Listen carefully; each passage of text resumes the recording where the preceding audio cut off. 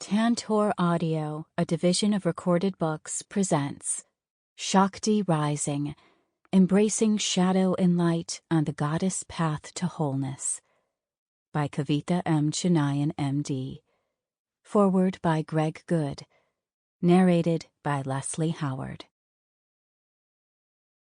Foreword. In Shakti Rising, Kavitha Chinnaiyan presents something new. A path that combines the fierce beauty of the divine feminine with the radical clarity of non-dual investigation. It's a natural combination because many people find non-duality by itself to be rather distant and masculine. Kavitha calls this the path of the Mahavidyas. Its primary influences are Tantra and non-dual self-inquiry, but it also includes elements from traditional Vedanta, yoga, and Kashmir Shaivism. What are the Mahavidyas? According to Tantric philosophy, the Mahavidyas are 10 aspects of the divine feminine that manifest as distinct cosmic personalities or wisdom goddesses. Each Mahavidya has different character attributes and different ways of guiding us to liberation. The Mahavidyas can be seen as creative forces, devotional deities, psychological metaphors, guides to our deep inner work, or better yet, all of the above. Since there are 10 Mahavidyas, the question may arise, which one do I work with? The answer itself feels liberating, and Kavitha presents it in fascinating detail. In short, all of the Mahavidyas have something to teach us. They teach us to love ourselves and work with the hidden parts that might be holding us back from freedom. A Mahavidya is a complex persona and a ray of divine light. She has a certain look, which may or may not be pleasant. She also has a strong, uncompromising personality. Her psychophysical and energetic attributes serve as her teaching tools. And each Mahavidya is so detailed and complex that most students can find something to relate to. For example, Kali is shocking and scary, yet she also teaches us the ways of nonviolence. Tripura Sundari looks beautiful and enchanting, yet she teaches us how to realize freedom from attachment. Dhumavati appears uncouth and filthy, yet she teaches us the reflective path to self-knowledge. And there are 7 more. We are not obligated to work with just one Mahavidya. The path of the Mahavidyas is a matter of both and, not either or. The path is as varied as the richness of our own personality. As I mentioned earlier, this path involves both Tantra and non-dual inquiry. Each of these spiritual activities contributes a unique element not found in the other. For example, Tantra encourages us to see all of phenomenality as divine. Everything is worthy of our spiritual attention, not just the things that irritate us right now. When we add Tantra to non-dual inquiry, we open up vast new areas for investigation, such as the energy currents in our body and the painful, unacknowledged parts of our personality. These phenomena may not be seen when we use non-dual inquiry on its own. Because Tantra helps us work with the deeper facets of our personality, we become less prone to spiritual bypassing. All in all, Tantra provides a healthy, holistic new terrain within which we can do our inquiry. On the other hand, non-dual inquiry brings something helpful to Tantra. Inquiry can help reduce our sense of separation from aspects of the world, body, and mind. With less felt separation, we find our hearts and minds to be more open. We become less likely to see the Mahavidyas as separate from us. Non-dual inquiry also gives us greater freedom to engage Tantra in a way not limited by literal interpretation. We're able to understand the Mahavidyas in new ways that go beyond their official verbal descriptions. This freedom from literalism is crucial because Tantra requires us to see things in terms of other things. For example, in Chapter 1, Kavitha says, "In Tantra, we see everything in existence as a manifestation of Shakti and learn to see her beauty even in her most depraved or heinous forms." This ability to see beauty in heinous forms requires a generous kind of non-literal seeing. It requires flexibility and creativity. These qualities emerge from non-dual inquiry, which includes inquiry into language, meaning, and truth. The path of the Mahavidyas is an auspicious blend of powerful spiritual methods. Tantra brings depth and excitement to the mix.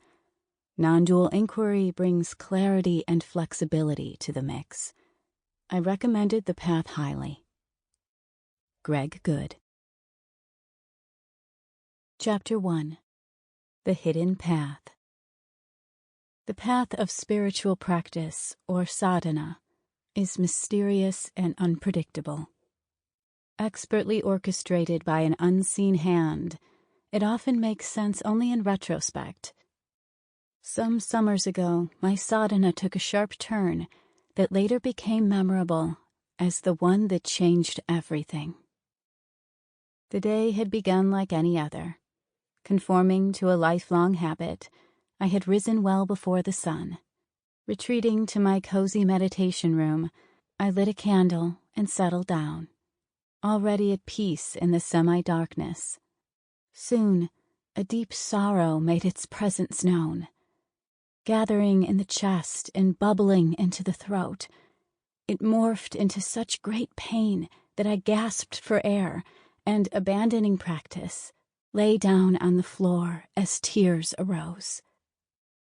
The racking eased after several long minutes as I lay still, observing the waves of sadness as they swirled and ebbed, and was startled by a thought that said, I should take up Sri Vidya sadhana. This was puzzling because I knew nothing of this practice and had no memory of having heard of it. Nonetheless, the thought recurred with increasing intensity. Curiosity piqued, I began to research Sri Vidya sadhana and discovered that it was a tantric practice. Tantra had never held any appeal for me, as I had heard that it was a path of indulgence, with spooky practices and love-making techniques. Since I had decided to take up Sri Vidya anyway, I was relieved to find that it has nothing to do with pop tantra. It is an ancient path of self-discovery. Peculiarly, a certain Sri Vidya school came up again and again in all my queries. Taking this as a sign, I reached out to the guru and was soon initiated into the practice. It was immediately engaging, and the pristine teachings of Tantra quickly began to draw me into their fold. They polished the lens of clarity where my beloved paths of yoga and Vedanta, which we will explore at length in Chapter 2, began to explode into a living, vibrant understanding. It soon became clear that this sadhana is profoundly relevant to what we humans have in common: incessant striving for happiness. What are we seeking? No matter who we are or what we believe in, each of us is seeking happiness. This deep longing isn't limited to humans, the most intelligent of all life forms. All living creatures seek balance and homeostasis. We aren't only physiologically wired to seek happiness. Our very physiology is built to seek equilibrium. The trillions of cells in our body strive for chemical, hormonal, metabolic, and electrical balance. It is thus natural that we innately seek equilibrium in all spheres of our life, be it physical, mental, emotional, or material. We are wired to seek equilibrium because our very identity is rooted in a sense of lack, a vague feeling of wanting an indefinable something. In an effort to feel whole, we chase material objects, like cars, fashion, wealth, or psychological rewards, like recognition, success, relationships, and self-worth. In every instance, it is the underlying sense of lack that drives us to seek completion. We feel that we will become whole if and when we get whatever we chase. Although we feel happy and whole when we get what we want, these feelings are always temporary. Soon the sense of lack returns, and we start seeking again. My life was the perfect example of persistent seeking until I turned 30. The deep sense of lack drove me to seek one success after another, but no achievement brought lasting peace, and instead created an escalating inner conflict. Even the beauty and purity of motherhood didn't erase the conflict and restlessness, which were intensified by sleepless nights and an exhausting workload. My youngest child was about a year old when the dissatisfaction reached a fever pitch. One morning I woke up early, cherishing the quiet of the dawn. As the coffee brewed, I began putting away clean dishes from the night before, when my eyes fell upon the block of kitchen knives. I casually wondered what it would be like to die. I wasn't suicidal or depressed. The thought was one of innocent curiosity. As I contemplated this possibility, I had a vibrant vision of the trajectory of my life on the path of habitual seeking. I saw myself as an externally successful but deeply unfulfilled middle-aged woman who was worn out and unhappy. She looked like she had missed out on the most important thing in life. The vision faded. As my attention returned to the kitchen, I noticed that several minutes had passed, and my hand was frozen in midair, still clutching a utensil. A stream of joy bubbled up from the depths of the ennui that had enveloped me until then. Finally, I knew. What I was really seeking was the end of seeking. And it had nothing whatsoever to do with gathering, achieving, or acquiring. Seeking the end of seeking.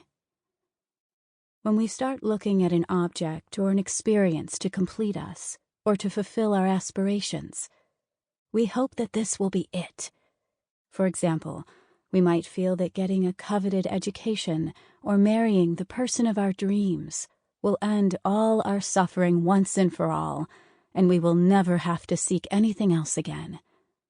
When the inherent sense of lack begins to poke through the bubble of temporary contentment, we gear up for another it that will end the seeking. In everything we chase, we seek the end of seeking, for a time when we can live happily ever after and not ever want anything again. However, such a time never comes. I deduced that if nothing obtained from the world was making me permanently happy, I was probably looking in the wrong place. Since nothing in the external world was leading to lasting fulfillment, it was time to find myself. I began to practice meditation and self-inquiry and study the non-dual philosophy of Advaita Vedanta. Over the next few years, my perception began to shift so that my identity no longer rested on attaining and achieving. Along the way, I came in contact with several teachers in both the physical and non-physical realms. Mahavatar Babaji was one of them. The most telling example of his guidance was the thought to take up Sri Vidya sadhana, because the school that kept coming up in my queries has strong connections with him. A year after taking up Sri Vidya sadhana, I came across Standing as Awareness by Greg Good. Halfway through the book, a shift had occurred. Who I had thought myself to be was only a mask that arose and subsided in awareness. Awareness, here, refers not to biological sentience, but a global clarity that unifies all things. This clarity is awareness itself, and this awareness is our true nature. What great freedom to see this. How the feminine power became sidelined. Sri Vidya Sadhana is the path of the divine feminine. This path has opened me to a fuller understanding of the feminine archetype and how she has been sidelined. This understanding was catalyzed when I visited the ancient palace of Knossos in Crete, where the high status of women in the Bronze Age Minoan culture is evident. There are large murals depicting female acrobats, the high priestess, and the all-powerful goddess. But as I explored more recent archaeological sites, I made an interesting discovery. The temples and shrines that honor male deities had originally been built for female deities and became reassigned over time. Over the centuries, the earth and snake goddesses of the Bronze Age were entirely replaced by Zeus, the king of gods. Female deities, including the wise and powerful Athena, assumed secondary and often subservient roles. A similar theme unfolds when we consider the history of yoga, which is said to have been discovered and propagated by women of the Indus Valley civilization. Cyclical changes of bleeding and birthing gave women the advantage of being able to observe their physiology and its effects on the mind, emotions, and behavior. Curiosity and desire to gain control over physiologic functions like menstruation, ovulation, conception, childbirth, and menopause led women to explore the various practices that are now part of yoga and tantra, both of which we will explore in Chapter 2. Figurines unearthed from the era demonstrate women in postures now known as asanas, with expressions that hint at their transcendence of suffering. Once they had explored their own inner spaces and gained mastery over their bodily functions, women taught these practices to their male partners. Originally revered as learned yoginis, steeped in knowledge, bliss, and ecstasy, these women were gradually overshadowed by the establishment of patriarchy. Eventually, women were banned altogether from yoga due to the very physiological processes like menstruation that helped shape it. Over the centuries, and influenced by the pervading culture, women have come to view themselves as inferior. Bodily functions like menstruation are treated with disdain, and it is not uncommon to refer to it as the curse. Unknowingly, we teach our daughters to hate or fear it, entrenching ourselves in the perception of inferiority. Only over the last 100 years have women been allowed to practice yoga, but often with restrictions. Even though women make up the overwhelming majority of yoga practitioners across the globe, it still largely caters to the needs of men. Until recently, most easily available yogic texts provided no methods or techniques geared toward the particular biological processes of women. We see the same curious phenomenon in major world religions that dismiss the feminine and revere the masculine. The feminine principle has traditionally been rejected as being soft and useless for true progress on the spiritual path. For example, as we will hear in Chapter 2, discrimination, or the intuitive ability to distinguish between real and unreal, is considered the prime qualification for progress in Vedanta. It is labeled as a masculine trait and favored over devotion, a feminine quality.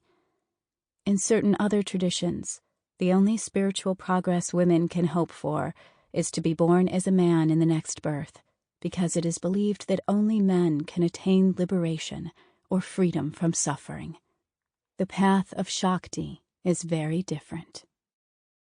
Shakti, the divine feminine. Shakti means power, energy, or dynamism. Without Shakti, there can be no creation. As the energy that holds the cosmos together, she is the movement of the galaxies that creates new stars and black holes. As the digestive fire, she transforms food into nutrients and strength. As the waking state, she appears as every thought, emotion, and action. As the dream state, She is the play of the unconscious mind as it lives and acts out its fears and fantasies. As the deep sleep state, she is the absorption of consciousness into rest.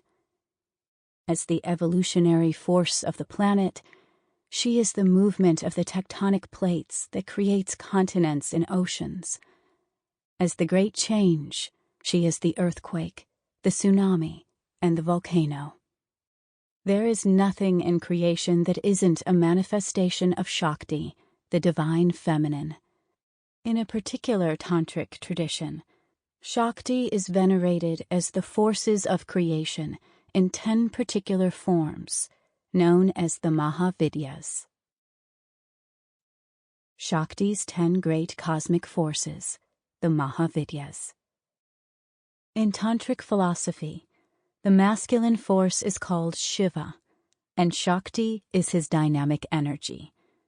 In the beginning, there is only undifferentiated, timeless potential, or Shiva-Shakti together.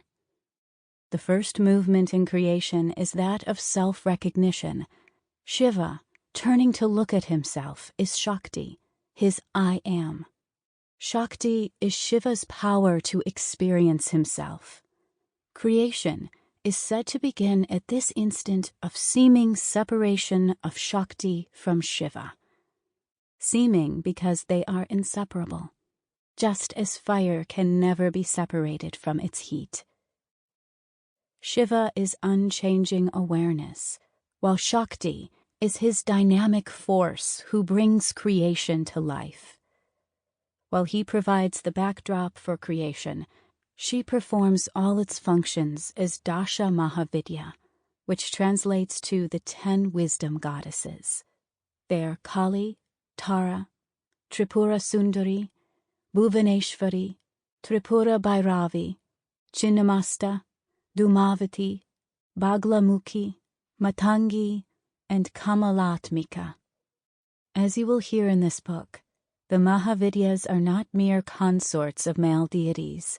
Here, Shakti takes center stage to bring forth time, space, evolution, and destruction. The shadow and the light.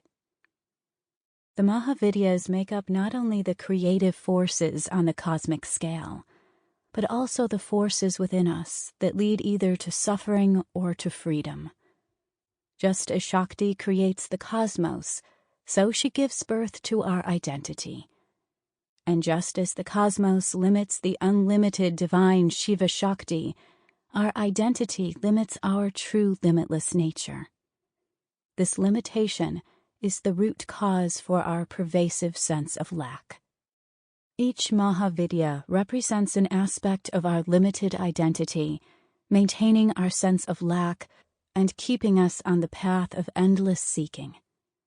As the corresponding light, she awakens us to our true limitless nature. Our natural mode of operation as limited beings is to chase pleasure and push away pain. In the sadhana of the Mahavidyas, we learn that this dichotomy keeps us bound to suffering, because we can never be guaranteed of pleasure all the time. We learn that our suffering doesn't arise from not getting what we want or getting what we don't want. We dive into the very source of suffering and find that it arises from our mode of operation that in turn is birthed by who we take ourselves to be. Instead of pushing away our pain and perceived limitations, we learn to welcome them into our loving embrace. With this brave step, the very limitations that hold us back become the vehicles for transformation and awakening. This is one of the many paradoxes along this path, where doing what we fear or abhor gives us the results we want. When we allow our greatest fears to arise and simply be, they crumble and disintegrate into unreserved self-love. This is an alchemical process where we become love, radiating and including everything into our being. This is the end of seeking. The I self and the self. I self and self are two words I will use throughout this book. The I self is our limited identity and is made of various aspects of our being that we take ourselves to be, which I will refer to as the body-mind. The self with a capital S, on the other hand, refers to our true nature, which is limitless, blissful awareness. While the I self makes up our identity as I am so-and-so with such and such qualities, memories, aspirations, and behavior, the self is the I am, without attributes, our essential sense of being that never changes. Take a moment right now to consider this. Even though your body, life circumstances, behavior, and views have changed, there is a part that has never changed. It is the sense of aliveness, of simply being. This is the I am, or the self. The primary purpose of the path of the Mahavidyas is to see the falseness of the I self and to realize the self, a process known as liberation or self-realization. Other words for self. The self refers to awareness, which is the open global clarity in which all phenomena appear.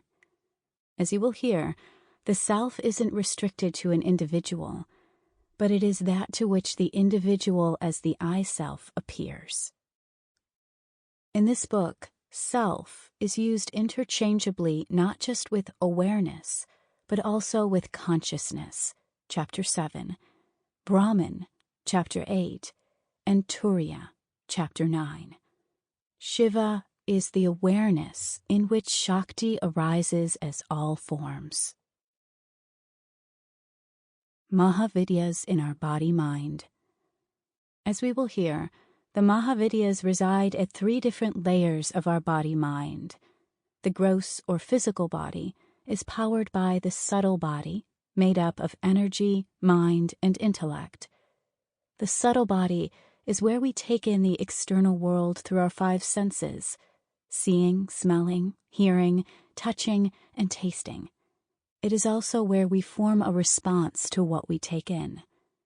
This response is transmitted to the world via the organs of action: hands, legs, speech, and the excretory and reproductive systems. When you see an apple, your eyes and brain only process red and round, but your subtle body converts this information into juicy apple based on past learning. When the subtle body translates the information into action, it makes you think, gotta have it, and your hand reaches for it. The subtle body is what most of us think of as being us, the invisible one that thinks, feels, and acts. What we don't readily see is that the subtle body is fueled by the causal body, which is made up of what are known as vasanas. Vasanas are the wordless impressions arising from our past experiences and form the basis for who we think we are, the I self. The way we think, choose, and act are the result of the vasanas in the causal body that manifest in the subtle and physical bodies.